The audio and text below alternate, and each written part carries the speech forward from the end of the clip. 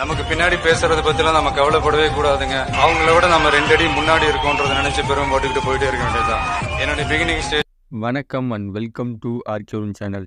இந்த வாரம் வந்த புதியான ஒரு ஆக்ஷன் திரைப்படம் அமெரிக்கா கதையை மையமாக எடுக்க வச்ச படம் இப்போ அமேசான் ஓடிடியில் ரிலீஸ் ஆயிருக்கு. த ரோட் ஹவுஸ் 2024 வந்த ஆக்ஷன் த்ரில்லர் மூவி. இந்த படத்தை மெயின் ஸ்டோரியாக யாரை வச்சுருக்காங்கன்னா அந்தோனி பார்க்ஷோ மற்றும் சாக் மாண்டரி. இவங்க 2 பேருடைய ரோலை மட்டும்தான் மெயின் பண்ணி ஒரு 2 மல்யுத்த வீரர்களை வச்சு இயக்கப்பட்ட படம் தான் the road house. Road house படத்தில் அப்படி என்னென்னலாம் கொண்டு வந்திருக்காங்க, இயக்குனர் வந்திருந்தால் டாக் லிமென் இவருடைய இயக்கத்தில் தான் வந்திருக்கு இந்த படம். இது முழுக்க ஒரு ஆக்ஷன். இந்த வீடியோவில் முழுமையான ஒரு ரிவ்யூ பார்க்க போகிறோம். அதுக்கு முன்னாடி நம்ம சேனலுக்கு இப்போ தான் முத வரீங்கன்னா மறக்காமல் கீழே இருக்கிற சப்ஸ்கிரைப் பண்ணிருந்தீங்கன்னா வாங்க வீடியோக்குள்ளே போகலாம். இந்த படத்தில் முக்கியமான திரைக்கதையின் மூலம் தான் அந்தோனி பார்குலியஸ், சார்லஸ் மார்கண்டே உங்களுடைய திரைக்கதை வசனம் தான் முழுக்க இருக்குது. இந்த கதை ஸ்க்ரீன் பிளே இயக்குனதெல்லாம் அவங்க தான். ஒரு பங்கு இயக்கம் நம்ம டாக் லிமென்னு சொல்லலாம். அவங்களுடைய இயக்கம் ஒரு படத்துக்கு திரைக்கதையும் இயக்கமும் சேர்ந்தால் உருத்தா அமையும் அப்படின்றதுக்கு உதாரணமாக இந்த ரோட் ஹவுஸ் படத்தை சொல்லலாம். ரோட் ஹவுஸ் படம் 2024 தமிழ் டப்போடு தான் அமேசான் படம் ரிலீஸ் ஆயிருக்கு. இந்த படத்துக்கு கூடுதலாக ப்ளஸ் பாயிண்ட் சொல்லணும்னா ஒளிப்பதிவு, கேமரா, சினிமாட்டோகிராஃபி, நிறையா ஷாட் சொல்லிக்கிட்டே போனால் ப்ளஸ் பாயிண்டில் ஃபஸ்ட்டு சொல்ல போனால் ஒளிப்பதிவு தான். ஆக்ஷன் டீம் அடுத்தபடியாக ப்ளஸ் பாயிண்ட் சொல்லலாம். ஒளிப்பதிவு ஃபஸ்ட் சொல்ல போனால் லாஸ்ட் 25 மினிட்ஸில் அந்த போட்டில் ஒரு சீன் வச்சுருப்பாங்க. போட்டில் வர பிளாஸ்ட் ஆகிற சீன்ஸும் சரி, அவங்க 2 பேரும் கடைசி கிளைமேக்ஸில் காரை மோதிட்டு நேராக ஓப்பன் ஆகி வில்லன் கூட சண்டை காட்டுக்கூடிய சினிமாட்டோகிராஃபி சரி, ஒளிப்பதிவும் சரி, அதுக்கு முன்னாடி கிளப்பில் நடக்கிற ஃபைட்டும் சரி, நைட்டு பாரில் நடக்கிற ஃபைட்டும் சரி, இந்த மாதிரி சண்டை காட்சிகளை ஒரு புது கேமரா வித்தையில் வச்சு சூப்பராக எடுத்திருக்காரு நம்ம கேமராமேனு. அதுக்காகவே பார்க்கலாங்க. அந்த மாதிரி ப்ளஸ் பாயிண்ட் சொல்லலாம். அடுத்தபடியாக பார்த்தீங்கன்னா இந்த படத்தில் நடித்த 2 ஹீரோ அவங்களுடைய நடிப்பு தான். அது உங்கள் நடிப்பு, அதாவது ஒரு ஆக்ஷன் த்ரில்லர் மூவி, ஒரு மல்யுத்த வீரர்கள் 2 பேருடைய லைஃப்பில் ஒரு இடத்துல ஒரு ப்ராப்பர்ட்டியை பாதுகாக்கிறாங்க. அந்த ப்ராப்பர்ட்டிக்காக இவங்க இந்த மல்யுத்தத்தில் வேணாம்னு சொல்லி ஒதுங்குற ஒரு ஹீரோவும், மல்யுத்தம் மூலமாக அவங்க ஒரு பாடி ஆட்டாக அடியாளுகளாக வச்சு அவங்க அந்த அவங்கள்ட்ட ஹீரோயின்கிட்ட பிடுங்குறதாகவும் ஒரு டீம் இருக்குது. இதில் மத்தியில் ஹீரோ அந்த டீமில் ப்ராப்பர்ட்டியும் அந்த பொண்ணையும் காப்பாற்றுறாங்களா இல்லையான்றதை ஒரு கதையை வச்சு சூப்பராக நம்மளுக்கு டேரக்டர் கொடுத்துருக்காரு. கிட்டத்தட்ட இந்த படம் ஒரு 2.5 மணி நேரம் 10 நிமிஷம் 20 நிமிஷம் தான் வருது. இந்த படம் இப்போ ரிலீஸ் ஆயிருக்கு.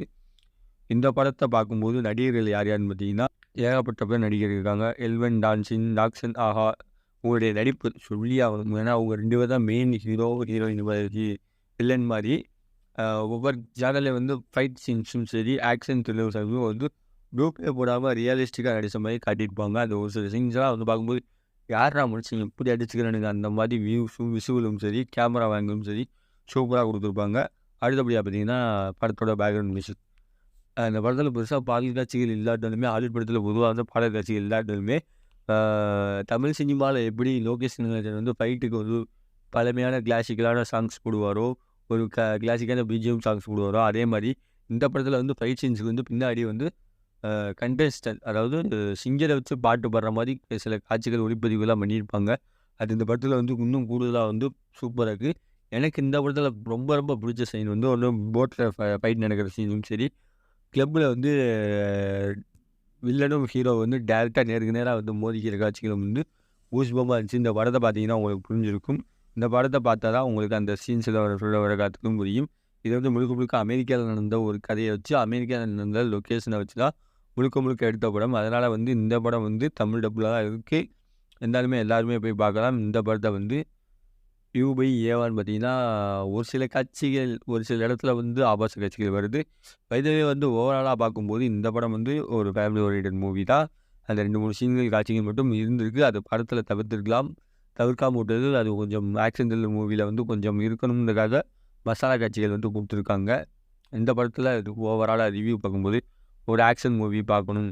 ரோடு ஹவுஸ், ஒரு ஹவுஸை காப்பாற்று ரவுடிகளும் ஒரு மல்யுத்த வீரர்களும் எந்தளவுக்கு காப்பாற்றுறாங்க, எந்தளவுக்கு அவங்க அவங்களுடைய வேலைகளை பார்க்குறாங்க அப்படின்றத ஒரு திரைக்கதையை வச்சு கொண்டு வந்திருக்காங்க. இதே பேரில் 1989 படம் வந்திருக்கு. அதோட மறுவடிவமாகவும் சொல்கிறாங்க, அதாவது ரீக்ரியேஷன் சொல்கிறாங்க. ரீக்ரியேஷன் அந்த படத்தை பார்த்தா தெரியும். அந்த படத்தை நான் பார்த்ததில்லை.